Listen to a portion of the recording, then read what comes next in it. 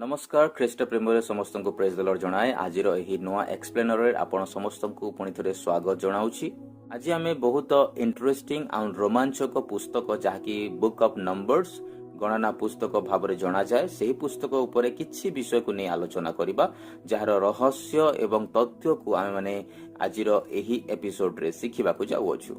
प्रथम शुणिले आमन को लागिबो जे एहा एक बहुत पुराना बहिर विषय आलोचना करा जाउछि किंबा आमन को एक बोरिंग लिस्ट परि लागि पारे।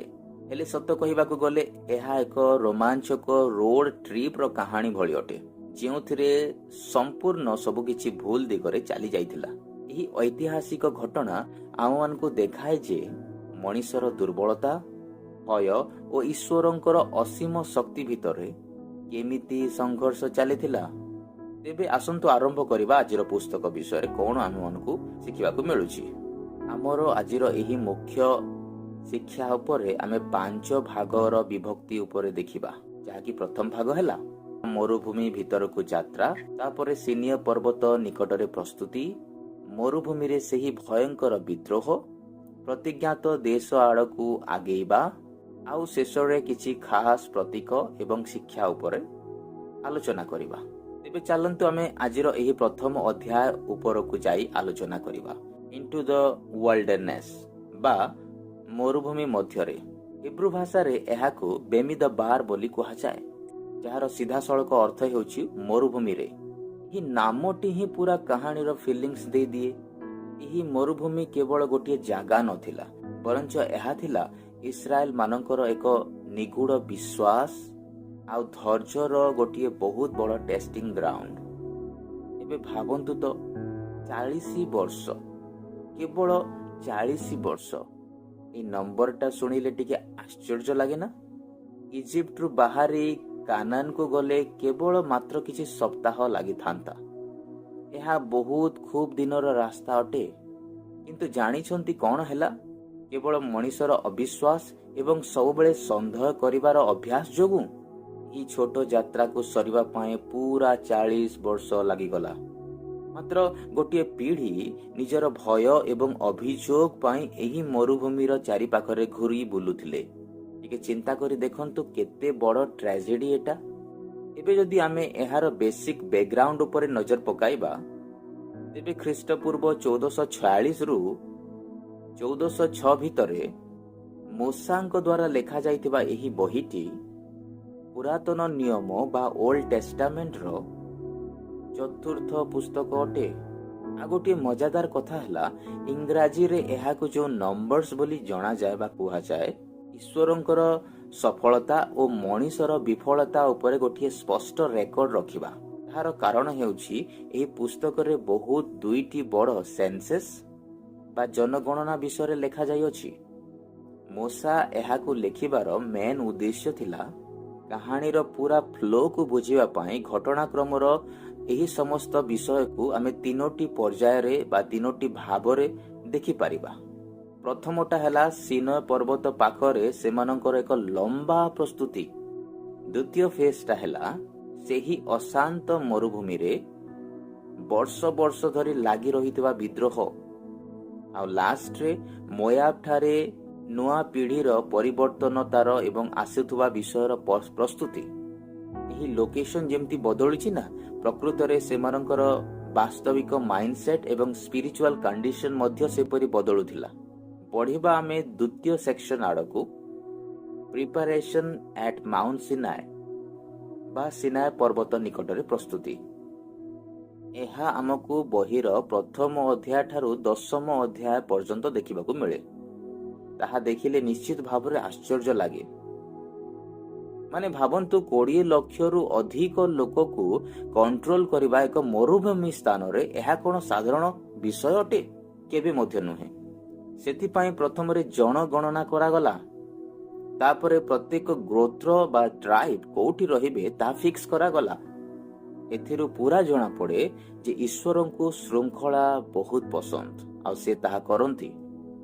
छाउणीर पूरा मझिरे उपासना तंबू को रखा जाइथिला, जहार अर्थ हेउछि उपासना सबुठो गुरुत्वपूर्ण ଆଉ ଯଦି ଦେଖିବା ତାହେଲେ ଏହି ସ୍ଥାନରେ ଲେବୀୟ ମାନଙ୍କୁ ପୁରା ସ୍ପେସିଫିକ ଡ୍ୟୁଟି ଦିଆଯାଇଥିଲା ଯେ ସେମାନେ କ'ଣ କରିବେ ଆଉ କ'ଣ କରିବେ ନାହିଁ।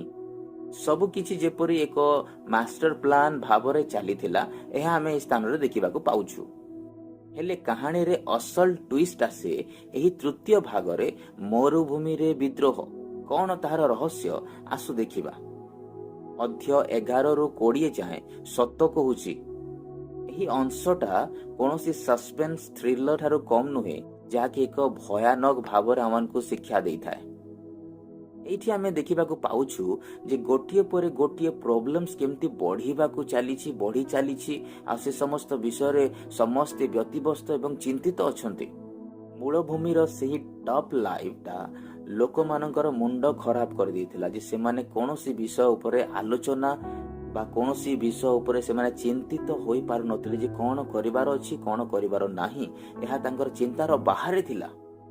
ଫର୍ଷ୍ଟ ଷ୍ଟେପ୍ରେ ଯଦି ଆମେ ଦେଖିବା ତାହେଲେ ଲୋକମାନେ କେବଳ ଛୋଟ ଛୋଟ ବିଷୟ ଉପରେ କମ୍ପ୍ଲେନ୍ ଆରମ୍ଭ କଲେ, ଯେପରି ଖାଇବା ପିଇବା କ'ଣ ପିନ୍ଧିବା ଏହି ସମସ୍ତ ବିଷୟକୁ ନେଇକି ସେମାନଙ୍କର କମ୍ପ୍ଲେନ୍ ବଢିବାକୁ ଲାଗିଲା। ତାପରେ କ'ଣ ହେଲା, ନିଜେ ମରିୟମ ଏବଂ ହାରଣ ମଧ୍ୟ ମୂଷାଙ୍କ ଲିଡରସିପ ଉପରେ ଆଙ୍ଗୁଠି ଉଠାଉଛନ୍ତି।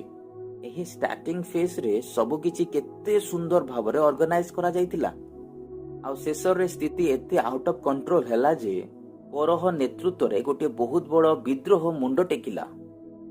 ଦେଖିଲେ ତ କିପରି ଅସନ୍ତୋଷ ତଳ ସ୍ତରରୁ ଆରମ୍ଭ ହୋଇ ଟପ୍ ଲିଡରସିପକୁ ବି ହଲାଇ ଦିଏ। କିନ୍ତୁ ଏହି ସମସ୍ତ ବିଷୟ ମଧ୍ୟରେ ଈଶ୍ୱର ବିଦ୍ରୋହୀ ମାନଙ୍କୁ କଡ଼ା ଶାସ୍ତି ଦେଲେ। କିନ୍ତୁ ଏହି ସବୁ ଭିତରେ ଈଶ୍ୱର ସମସ୍ତ ବିଦ୍ରୋହୀ ମାନଙ୍କୁ କଡ଼ା ଶାସ୍ତି ଦେଲେ ଆଉ ନିଜ ମନୋନୀତ ନେତାଙ୍କ ସପୋର୍ଟରେ ମୂଷାଙ୍କ ସହିତ ଛିଡ଼ା ହେଲେ। ଏବେ ଆସିବା ଅଧ୍ୟାୟ 13 ଏବଂ 14କୁ। ଏହା ହେଉଛି ଇତିହାସର ଏକ ଟର୍ଣ୍ଣିଂ ପଏଣ୍ଟ।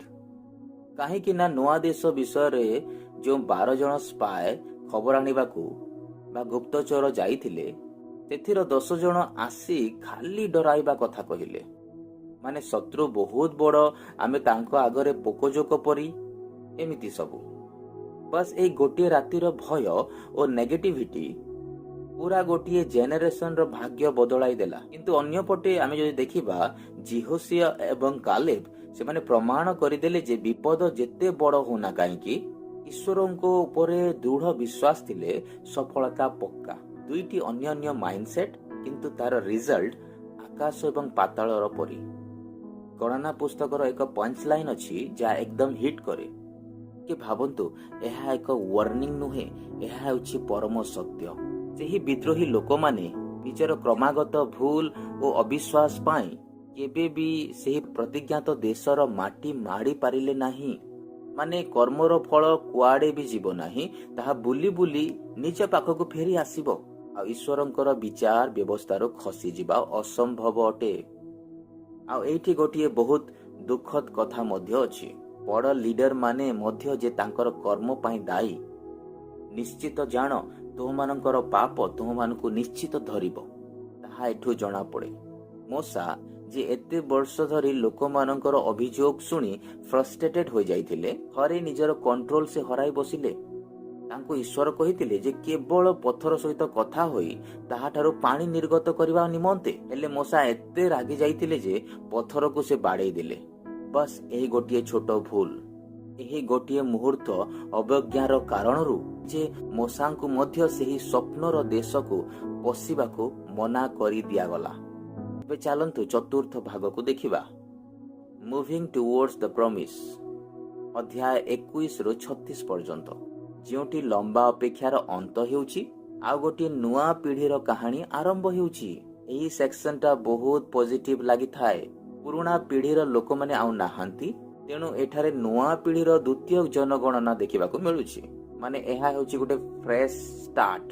ଆଗକୁ ନେତୃତ୍ୱ ନେବା ପାଇଁ ଜିହୋସିଆଙ୍କୁ ମୂଷାଙ୍କ ଜାଗାରେ ଚୟନ କରାଯାଉଛି, ଯାହା ପ୍ରମାଣ କରେ ଈଶ୍ୱରଙ୍କର କାର୍ଯ୍ୟ କେବେ ମଧ୍ୟ ଅଟକି ନାହିଁ ବା ଅଟକିବ ନାହିଁ। ବା ଏହି ସମୟରେ ମଧ୍ୟ ଆମେ ଦେଖୁଛୁ ଯେ ଅନେକ ମିରାକଲ୍ସ ଆଉ ଆଶ୍ଚର୍ଯ୍ୟ କର୍ମ ଘଟଣା ଘଟୁଛି, ଯେଉଁଥିରେ ଆମେ ଦେଖୁଛୁ ଈଶ୍ୱର ନିଜର ଲୋକମାନଙ୍କୁ କିପରି ବାହାରେ ସୁରକ୍ଷା ଦେଉଅଛନ୍ତି। ଦେଖିଲେ ତ ଦାୟିତ୍ୱ ବଡ଼।